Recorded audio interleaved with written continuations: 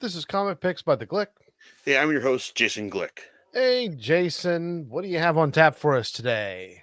Well, it's like there are a certain few, inexhaustible wells of content that source this podcast. I mean, like there's like Marvel Comics, DC Comics, Star Wars, and there's also JoJo's Bizarre Adventure, because that series has been going on for decades in Japan, and things are there's and Viz, is doing the Lord's work and trying to bring over every single arc. Now they've realized that there's a big audience for the adventures of the Joestar family and their related offshoots.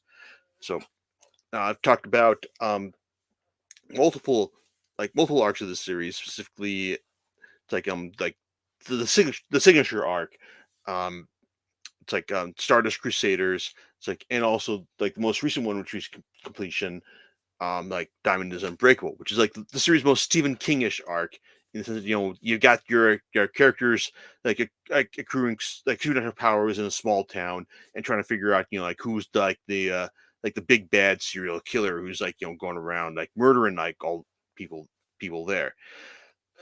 While there hasn't been a bad arc of JoJo's to this date, they've kind of like have their own like individual issues. I mean, like the first two arcs, like Phantom Blood and Battle Tendency, basically had like the whole like, oh, like its creator Hirohiko Araki, he's still trying to find his like style and voice as a creator.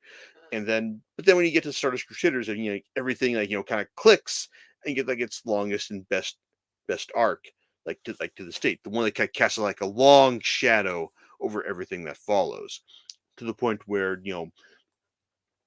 um, like Diamond is Unbreakable basically had its protagonist, Jotaro Joestar, like show up to let its protagonist, Josuke, know that, yeah, you're the son, like you're the son of like my granddad. It's like, and all. It's like that kind of thing right there. Now, following up from that, it this latest series that Viz finally finished completing, a couple months ago, but as the time I'm recording this, back in August, we have Golden Wind, which basically kind of reveals it's like Araki to be kind of a closet Italianophile. Basically, like he either like has like a big passionate love for the country.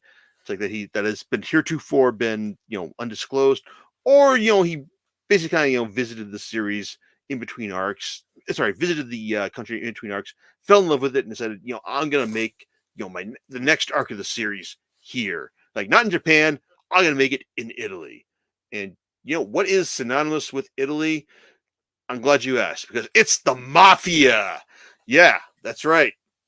We've got a Japanese version of the mafia here, because Golden Wind, like, it it's like it picks up with, it's like with one of the protagonists from Diamond is Unbreakable, Koichi Hirose, basically being tasked by Jotaro Joestar to go to Italy and find out about this one this one person, Haruno Shiobana, who is apparently like may have some sort of connection to the Joestar family, enough that Jotaro wants to know, like, what's this guy doing. And no sooner does Koichi show up in, it's like show up in country, than he gets his stuff stolen by by this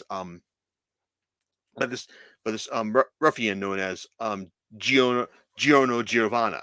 It's like he like Giovanna, it's like just like looks at like Koichi and just recognizes him as like as an easy mark, just some like Japanese rube who's shown up in country, and I can just take him for whatever he wants.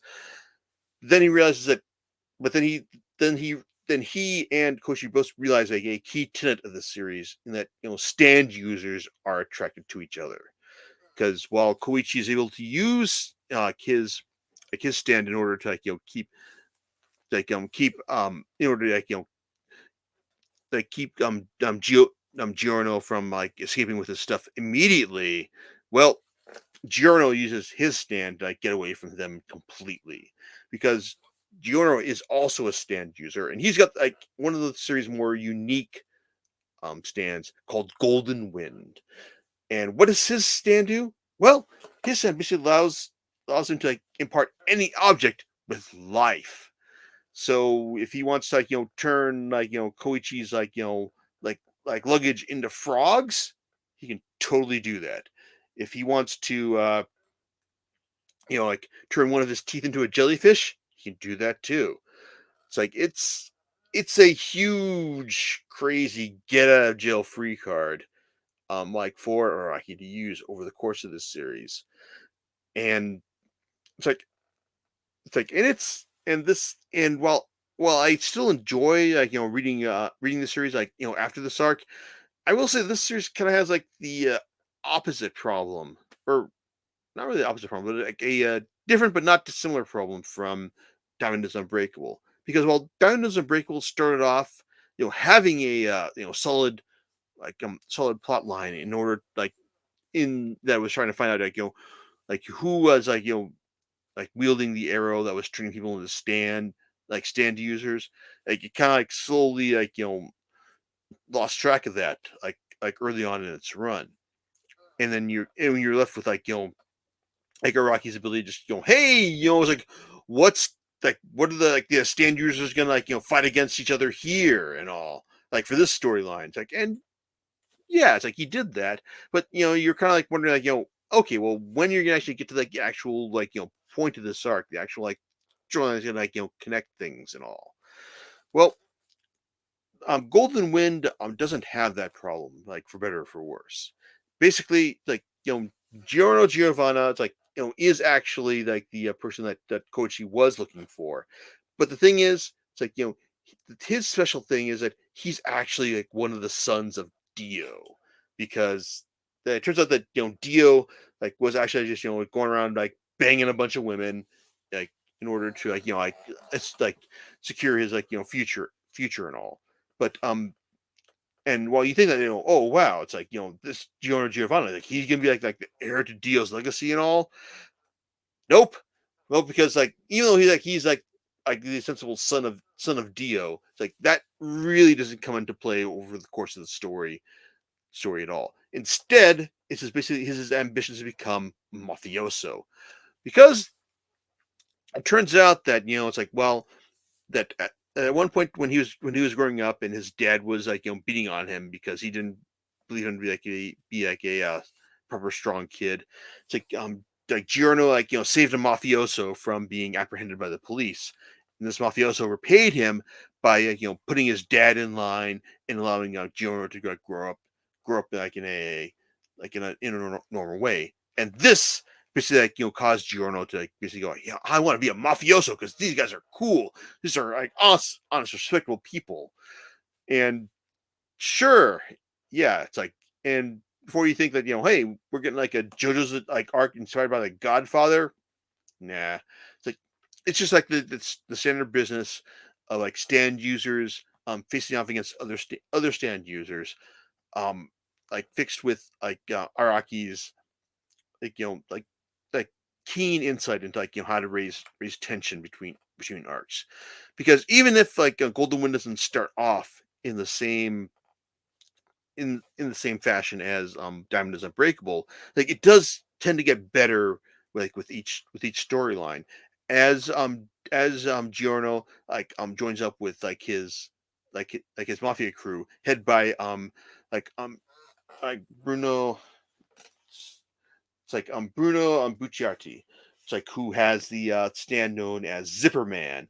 It's like what someone who can like attach zippers in order to like like unzip things and like go through them, or like to like store things within them. It's like it's a clever thing, and this like in the arc and the series like revolves around like the people who work with work within this like this particular like a mafia cell, because like Giorno basically has to prove himself to the cell's like accessible leader Polpo, like a guy who is just like living in prison and also posing as a bed in order to like like suit his own needs, because this is Jojo and he's going to roll like that. He's it's like he's going to you know just try and prove himself to this mafia cell, and that's what the first couple of volumes are about. But then once Giorno orchestrates the death of it's like of this mafia leader, well, that basically sets the main plot of the arc into play, because after the like after this after his cell, led by Bruno, like the accessible capo now. Like then you've got Abaccio, who runs the stand, Moody Wind, which was it Moody Wind, Moody Blues, which basically allows him to replay anything that's happened. It's like up to a certain point in time. It's like Narancia Girga, who has the plane stand, like little bomber, which allows him to shoot things with his plane, and also track them using its radar by how they breathe. Guido Mista, who has the ability to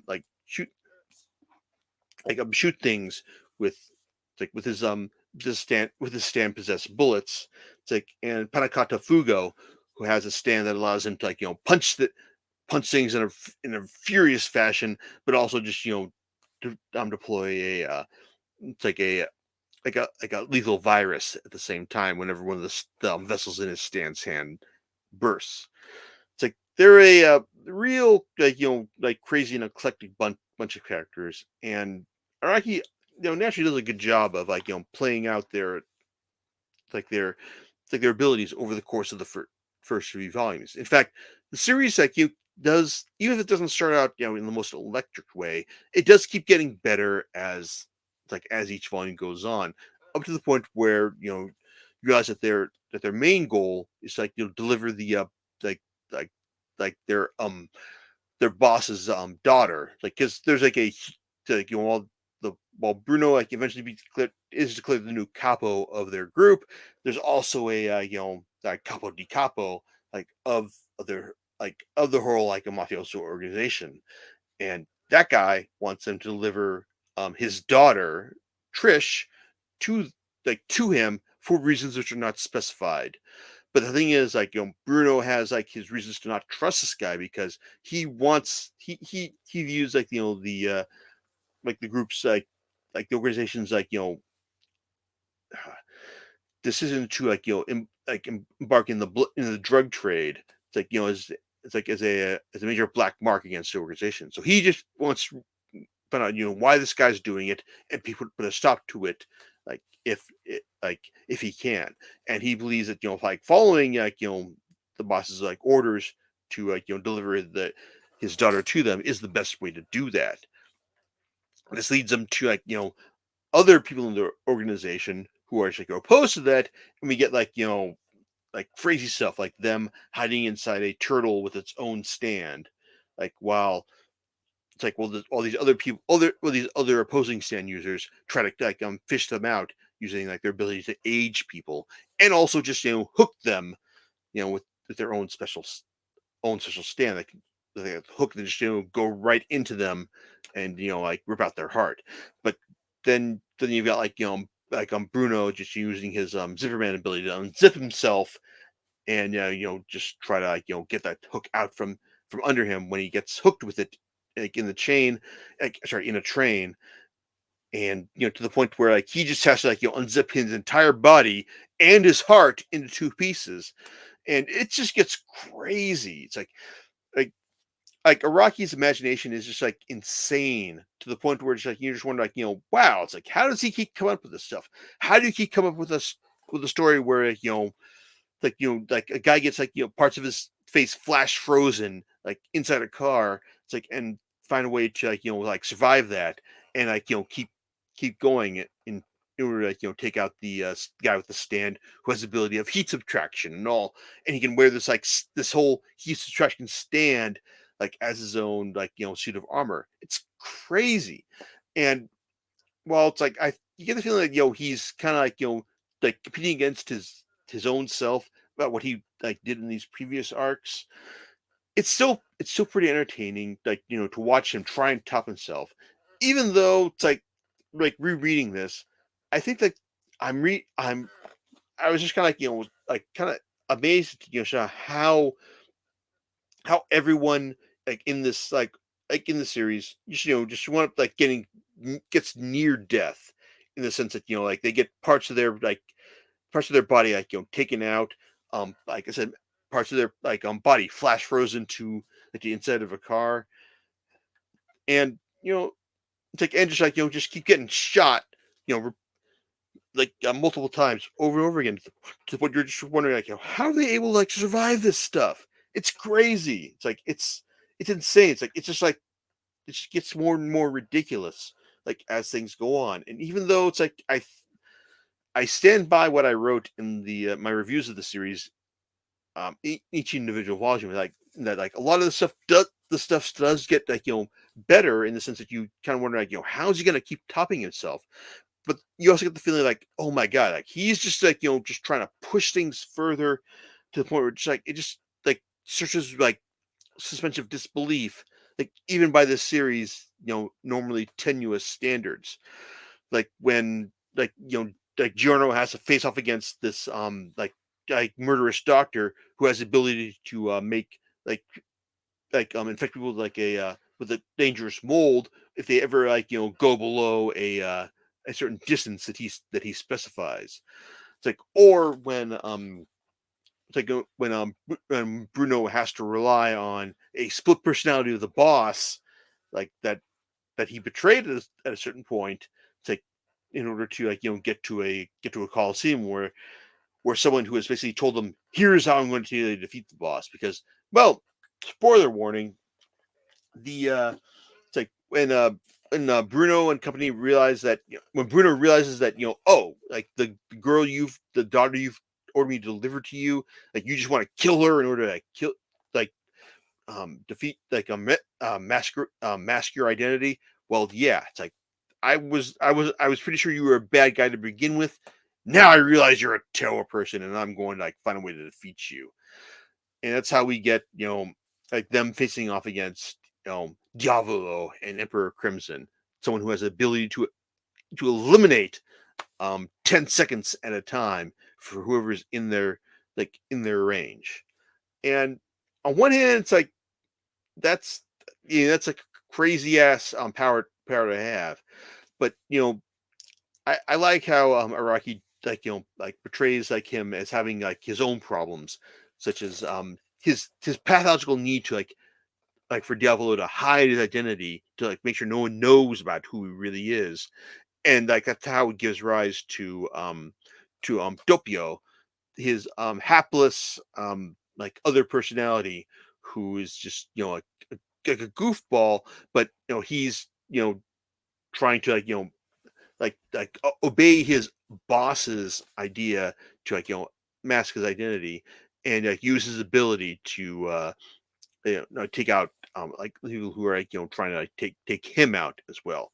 It's ridiculous, it's fun, and I and overall it's like I was thoroughly invested in this in this particular run of Jojo's because because like because even if as ridiculous things get, there's still a certain logic to how Araki handles things, and I like seeing how that plays out over the course of the series up until the final volume because well it's like because the big difference between my impressions of Diamond is Unbreakable and Golden Wind is that well Diamond is Unbreakable like kind of lost its way after a certain point, but we rediscovered it and like find a way to like, wrap things up pretty strongly. Golden Wind basically kind of falls apart in the end, really. I mean, not to the point to convince me to like to stop reading JoJo, but wow, it's like the stuff that happens in the final volume just basically go like, what were you thinking, Araki? It's like this stuff that just makes no sense. I mean, when we're talking about them like there's a lot of body switching craziness that happens in the next to last volume, and it also involves a stand that basically goes berserk and tries to protect the like one of the arrows that gives people stands from from previous arcs, because this series also gives you an like further explanation of how stands are formed, and apparently involves a like a meteorite that fell to Earth thousands of years ago, and it's like, and if you're looking for an explanation of how this stuff happens, then yeah, you'll get it here. Is it a good one? Not really, but I guess if you're the kind of person who was just saying who is trying to find out, why does Saitama is able to kill everyone in one punch in One Punch Man, then yeah, I guess this will be fine for you. But yeah, it's just ridiculous otherwise. But when you find out, how like how Diavolo is able to like take out this souped up stand that has control of the arrow, like by punching the ball of light that's in the back of his head. And if you're wondering what ball of light, you haven't talked about a ball of light so far. Yes, there's a ball of light in the back of everyone's head that is apparently casting a light in order to allow you to see this particular stand. And it's just ridiculous. And then when you find out what Golden Wind's souped up power is in order to defeat um like defeat like Emperor Crimson. It's and Diavolo. It's like what? It required one of the interchapter descriptions that Araki employs in order to give you more detail in order to understand what a stand's power is. Thing is, without this explanation, you would not know just what the hell happened to him. To the point where what's going on here? It's it's like he's given some sort of version of eternal waking, in that the guy just wakes up every time and realizes that he's about to die. In the end, it's just it's nuts. But it's not nuts in a fun way. It's nuts in a that Araki was just flying by the seat of his pants here, and you're kind of like, okay, I guess that makes sense. I guess that's how things are meant to wrap up. Um, I will say that I did kind of like the it's like the story that he inserted before the finale.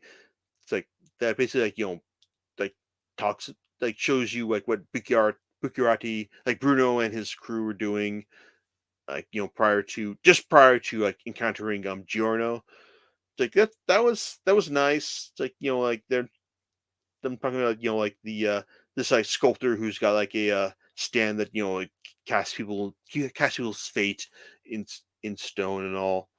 That was nice.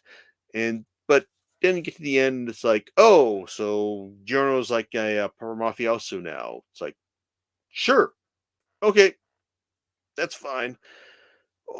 Overall, it's the it's rare that I get to the end of a series and the series just kind of falls apart in the end. I mean, yeah, it's maybe I'll get to it, get to the end, I'll get a surprise, which shows that the creator really had a solid plan of what they're doing, or that they'll just give something pretty straightforward, which says that hey, there is a plan here, but we knew we were doing the whole time. Golden Wind is the rare series where you get to the end and you realize that the creator kind of was flying by the seat of his own pants, like right up to the end, and it really doesn't quite work. I mean, I don't think this is a terrible end to Golden Wind, but man, it's yeah, I was hoping for more. I was hoping for Araki to give us a proper, coherently planned out, currently articulated finale to this series, and I didn't get that here. So, but even so, there's still a lot of good, entertaining craziness. It's to this arc, to the point where it's even if it falls apart in the end, I'm not about to give up on on Jojo. And I think maybe Araki kind of realized this, and to the point where like the next arc, Stone Ocean does go back to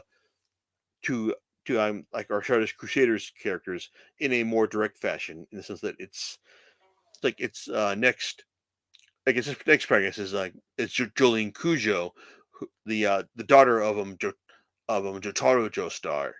It's like, and we're gonna like find out just why it's like what it's like why she's like gets sent to prison and has to like learn like about this business from this whole stand business while she's in prison, and maybe after she escapes from her dad as well. So yeah, I'm still on board with JoJo, because like there's still like so much creativity and insane imagination and action in this arc. I just kind of wish it didn't fall apart in the end. So there So you is go. it so does it still contain elements that we'd like from a JoJo's type story? Yeah, I mean it's like I said, like everything up to the end is still pretty solid. I mean, yeah, it gets like kind of ridiculous, and this is like how much damage everyone sustains, and how like they're so lucky to have a healing type stand like Golden Wind in order to take care of them. But at the same time, like I like the level of suspense and creativity that Araki displays over the course of this arc is still considerable. It's just that he just kind of like face plants like in the final lap. All right. Well, do you know what you're going to be talking about next time? Well, it's probably going to be the wrap up to DC's Deceased saga, but Uh, depending on how things go, we may be going back to a certain to a certain to a certain science fiction franchise as well. But like I said, it's probably going to be Deceased. So all there you right. go. Cool. And we'll catch you next time on Comic Picks by the Glick. Later's everyone.